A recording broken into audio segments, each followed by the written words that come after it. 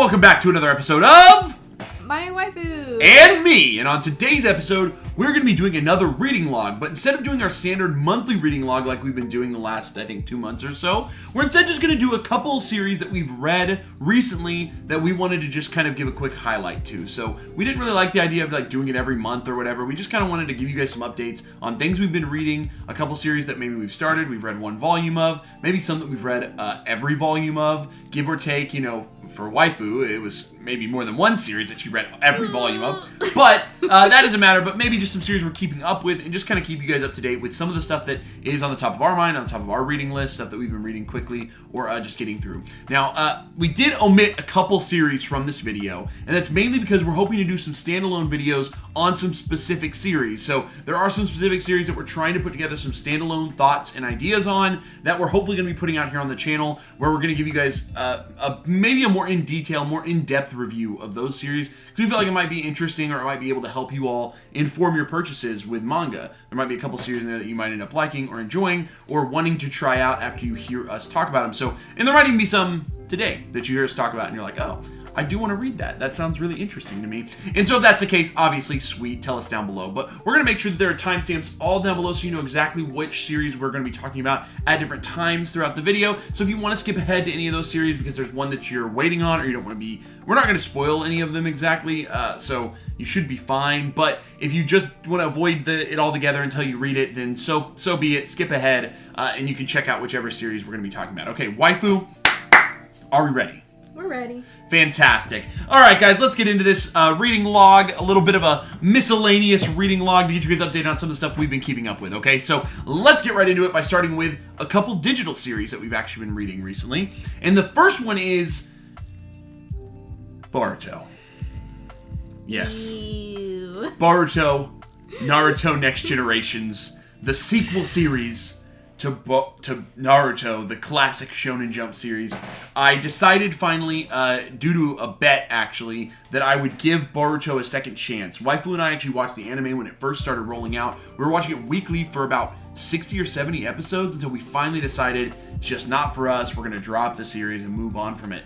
People have been telling us forever, we got to try it again. So over on Twitch, I've done 2 live streams where I actually read Boruto live on those streams. We're going to hopefully be bringing you guys a couple more Twitch live streams. So make sure to go follow us over on Twitch. We'll put it here on the channel on the screen so you know where to go follow us. We're going to hopefully be doing a couple more manga readings over there on that Twitch channel, some live manga readings. But I was able to read live the first, I believe it was the first 9 volumes of Boruto. So I got through the first 9 volumes of Boruto, approximately 35 of the 62 chapters, I believe. But if you're interested in reading Boruto, you can read it online for just $2 a month on the Shonen Jump app, so make sure that you go do that. But here's my thoughts on Boruto so far. It's bad. It's just not good. It's really poorly scripted. The dialogue is rough to get through. Some of the action scenes and fighting are honestly, like, genuinely just not well choreographed. Some of the artwork is a little bit rough to look at. Certainly the guy who took over, I believe his name is Ukyo Kodachi, not Kishimoto. He was a previous assistant, and he certainly tried his best. But it's clear that after the first arc of the series, which is the first 10 chapters, the author and the new writer, I believe his name was Mikio Ikamoto, kind of started to take the series in a different direction. One thing you might know if you know anything about Boruto is it kind of heads in this sort of sci-fi. There's like a sci-fi element integrated into it, which is kind of different from the Naruto universe. But for the most part, a lot of the theming is very pandering. It's very childish. It's definitely designed for a younger audience, I think. And as an adult, it's just not something that's interesting, compelling.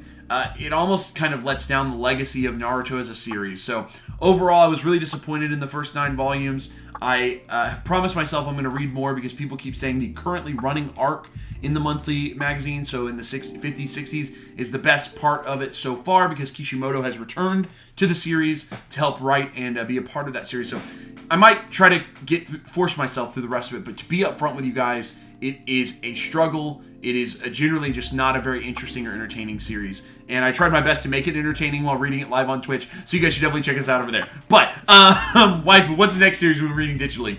So the other one that we have been reading digitally is Tokyo Revengers. And I know we've talked about it a little bit on social media. Yeah.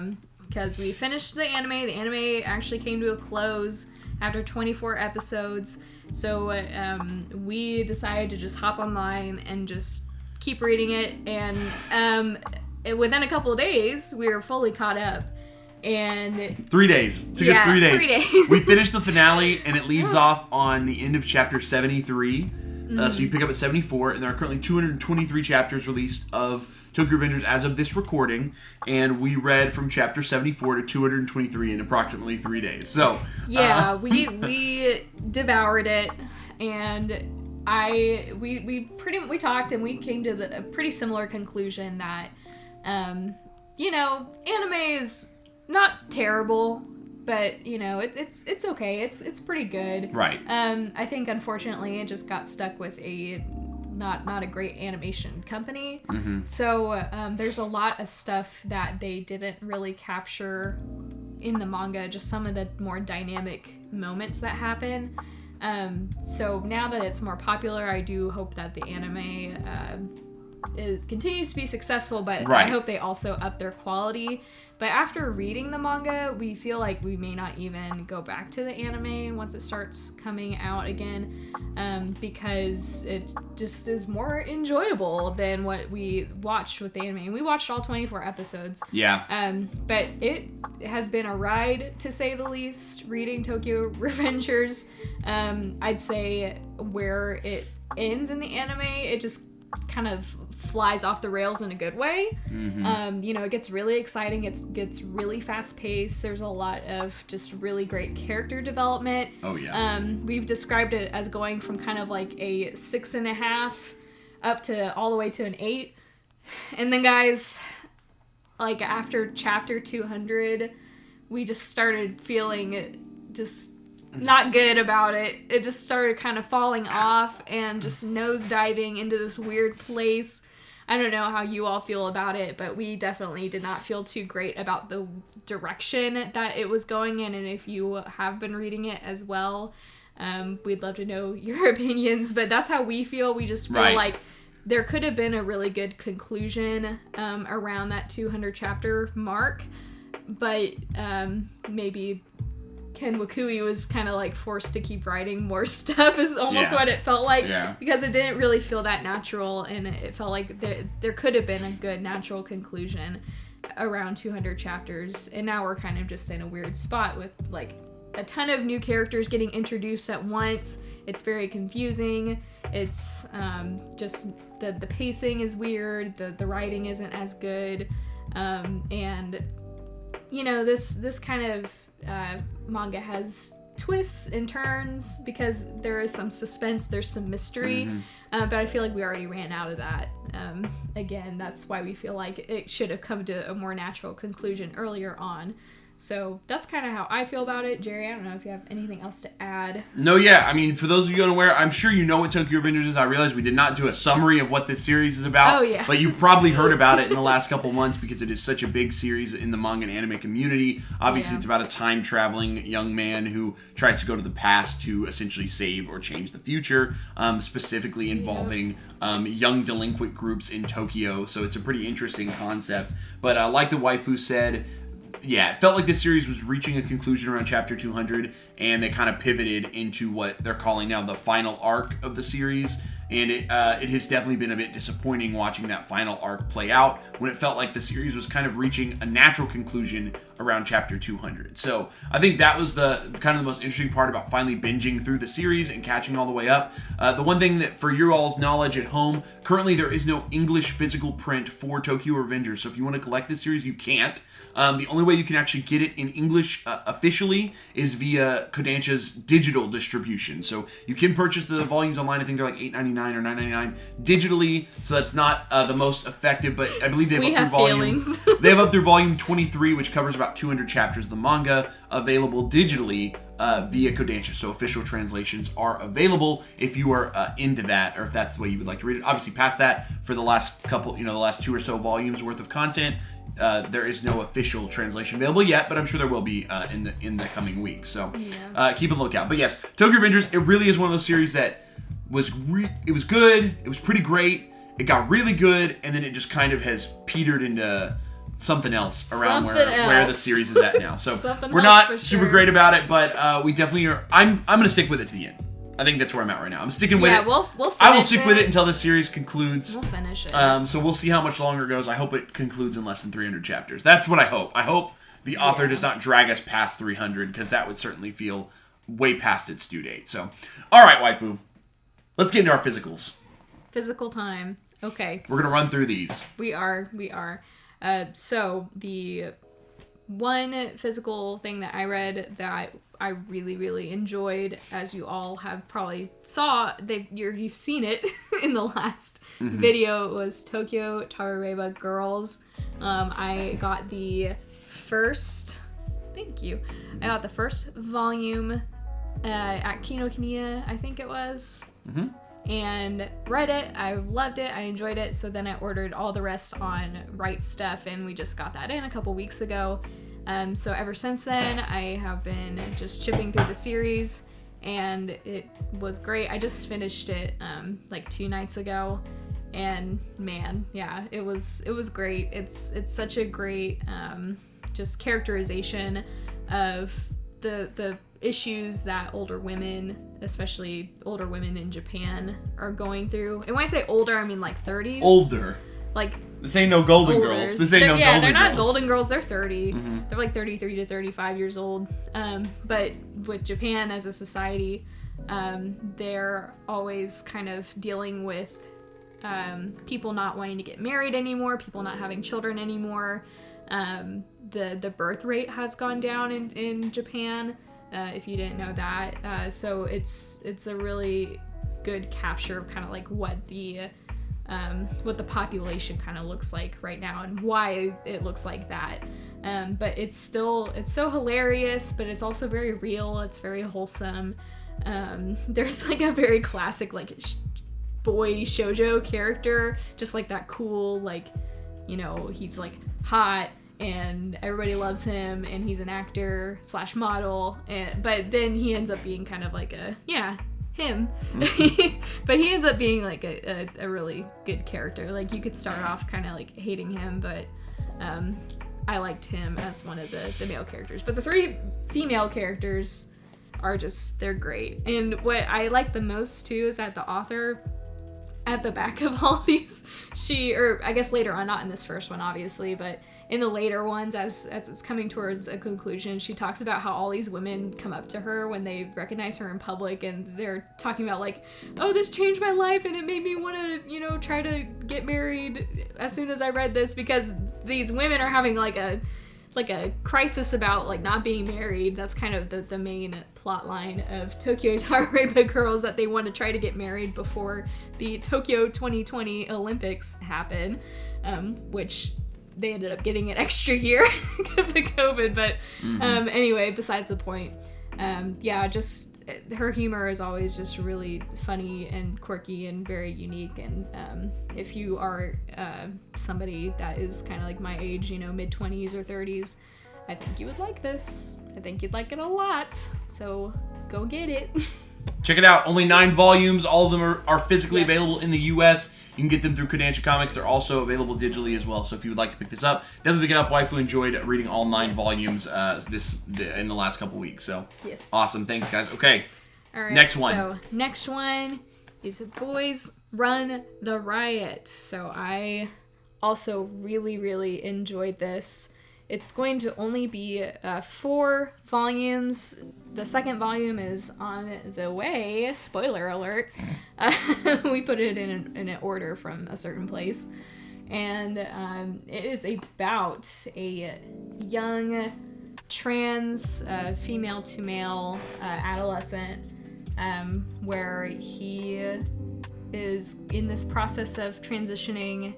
And then he meets this person who fully accepts him for who he is, his gender identity, but they also work together to start a fashion brand while they're in high school, because our main character is an artist, and then the other guy's kind of like handling the business marketing side of it, but just very endearing. I didn't know what to expect out of this series, but really love the characters, so that's why, you know, I made Jerry put volume 2 on that order. But yeah, it's if you like stuff about, you know, gender identity and things like that, I think it's a really great capture. And what I found out too is that the author is trans themselves, also female to male, I believe.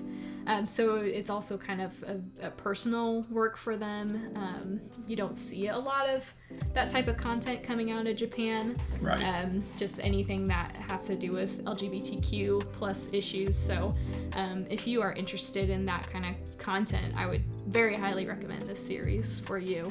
Awesome. So another series that the waifu and I read the newest volume of this month, which you saw us haul it if you watched our recent haul video, and that was Zom 100 Volume 3, Bucket List of the Dead. Zom 100 is a story about a young man who's working for essentially a company that makes him feel lifeless. Suddenly, he awakes in a zombie apocalypse and he's finally free. So he decides to take this free time to fulfill his personal bucket list, continues to get into antics, situations, circumstances, but all through it, he's having the time of his life, essentially. He's living his life to the fullest for the first time, even though everyone around him is dead. And this was Volume 3. These go by super quick. So if you've been picking these up, they're super easy read. So there is already 3 volumes out. Volume 4 should be out by the end of the year, I think, and maybe even 5, but maybe 5 is early next year. But yes, this series has been a ton of fun by the same author that created Alice in Borderland, I believe, which is another series you might have heard of probably from the Netflix adaptation that recently came out. But yes, this volume was great. It was a solid continuation of the story. Like I said, they just go by too quickly for me.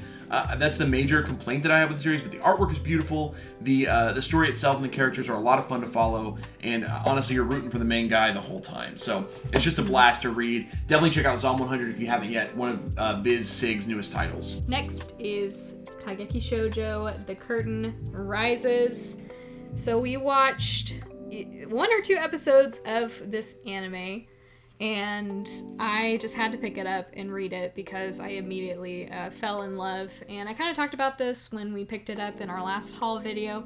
But it's about young women attending an all-women academy high school thing for theater and musical theater and things like that. And it automatically filters into this like national all-female theater company. So it's kind of, it has those like competitive elements where people want to either be like the star or they want to play the starring male roles because it's only females. The females have to play male characters as well. But I'm really happy that this is all contained into one volume. But the weird thing is that it does continue. And it like switched publishers or something. So you'll see this, and then you'll see one that has a 1 on the side if you're looking at it like at Barnes or something. So this comes first, and then that one comes second.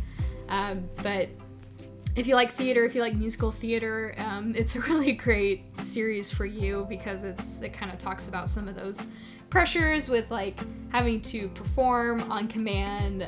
There's some themes about body image issues and eating disorders and stuff that young women also go through, right. Especially in this industry. And so, even for guys, I found the first episode very interesting. Yeah. I would like to also try it as well. I haven't yet. Waifu read it, but I have not. But I'm excited to give it a shot as well. I thought it was super interesting at first. So. And then next, I read all of Mermaid Saga by my favorite Rumiko Takahashi.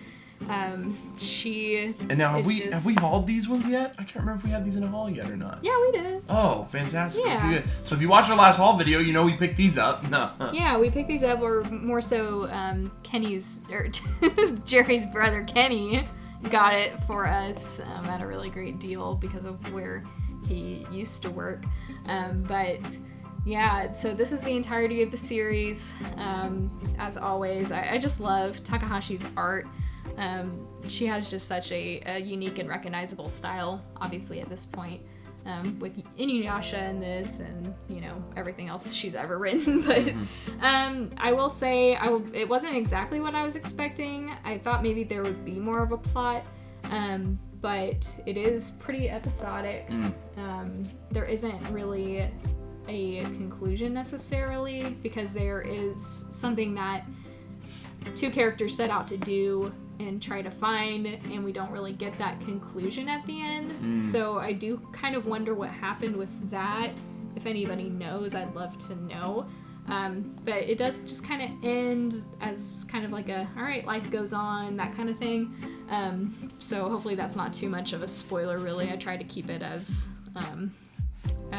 general as possible, because, you know, I just want people to know if they are looking for an honest review about that. Don't expect like a finite ending, I guess is all I can say. But I still enjoyed it.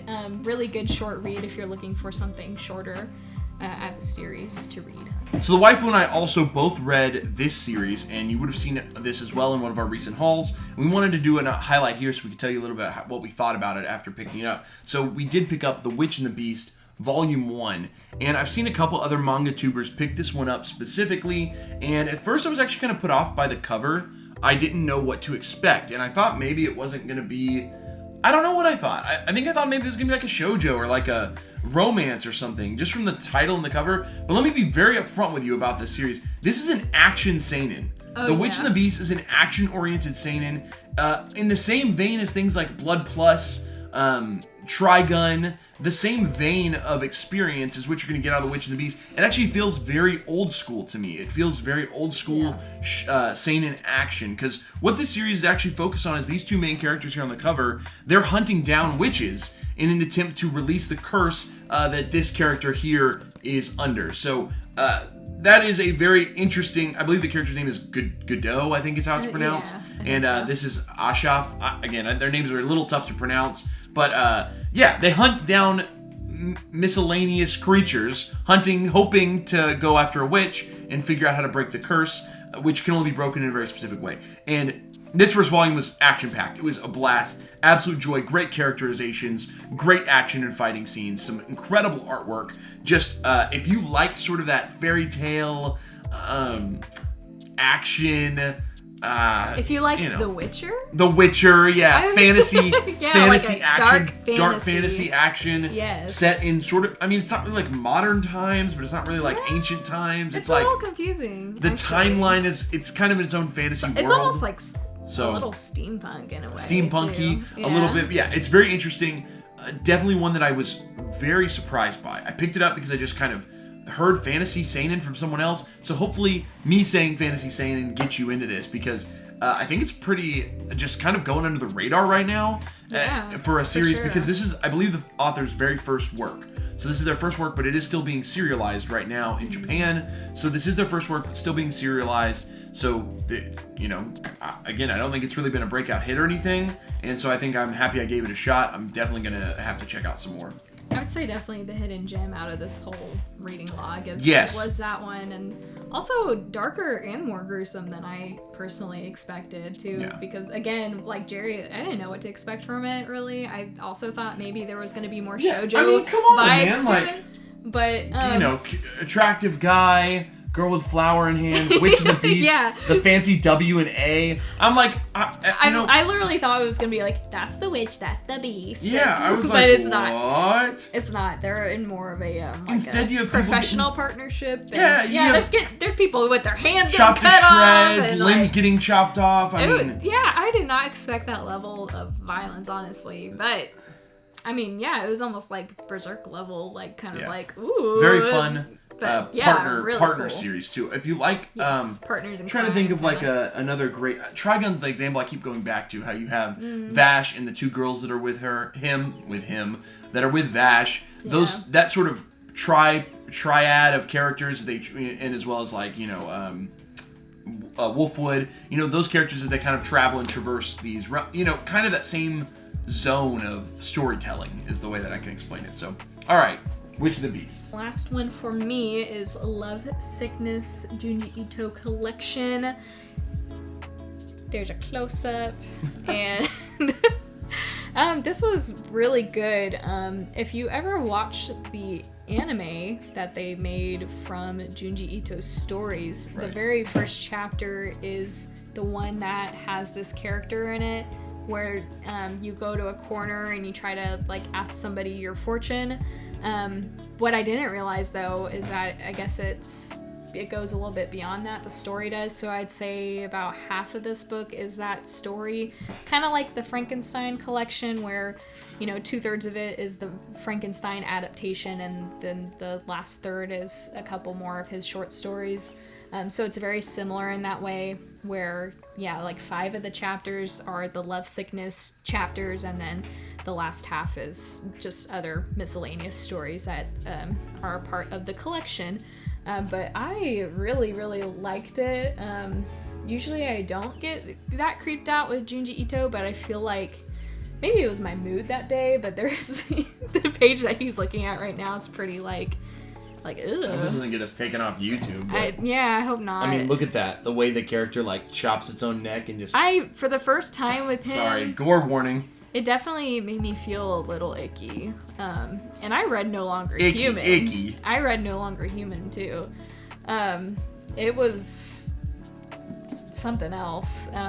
But... yeah, enjoyable as always, though. I mean, sometimes Junji Ito can be kind of a hit or a miss, depending on what it is. Remina for me. Gyo hit. No, don't touch. No, if you want fish ruined for you forever, read Gyo. Read Gyo. I still need to read it, but I know the general synopsis. But absolutely. Anyway. Yeah, absolutely. Another one of Junji Ito's. It's a recent release. It came out. We hauled it a while back. It was like 2-3 months ago when that one came out. And I finally got around to reading it. Those are always beautiful hardcover collections they put together for Junji's work. Oh yeah, I mean the quality. So. I love the collection line. I think the quality is always just really like good quality. And we're going to wrap this reading log up with the last little highlight series that I want to talk about. And this is one that I'm actually the only one reading right now, and that's Undead Unluck. It's one of the newest Shonen Jump titles that's being published here in the United States. This has been being published in Japan for a little over a year now, I believe. Mm-hmm. And we've finally been getting the English physical publication for it. And I have been reading it as the physicals come out. So I've read volumes 1, 2, and now 3 as of now. And as well, this is going to be in our monthly haul because, surprise, we bought it and I've already read it. So I had to put it in here as well. So it's going to go back into our haul bucket. And so this is kind of your little sneak peek. But I really wanted to do a quick highlight for this as well. I've talked about it a little bit in our other reading logs and in our hauls. But for me, this has been one of the more fun, recent, or more modern shonens that I've been having. I don't know what it is. It's like every time the volume comes out, I just kind of have to read it like that night. And I have really enjoyed it. There's something about the characters, the setting, the world. It's kind of got this X-Men-esque, every character, there's like characters with mutant abilities. And it's kind of got this organization, this overarching sort of Doom-related setting. There's a lot going on in here that is very cool for a shonen series. It is not groundbreaking. To set it straight, like, this is not a groundbreaking shonen series. It's doing a lot of shonen battle tropes.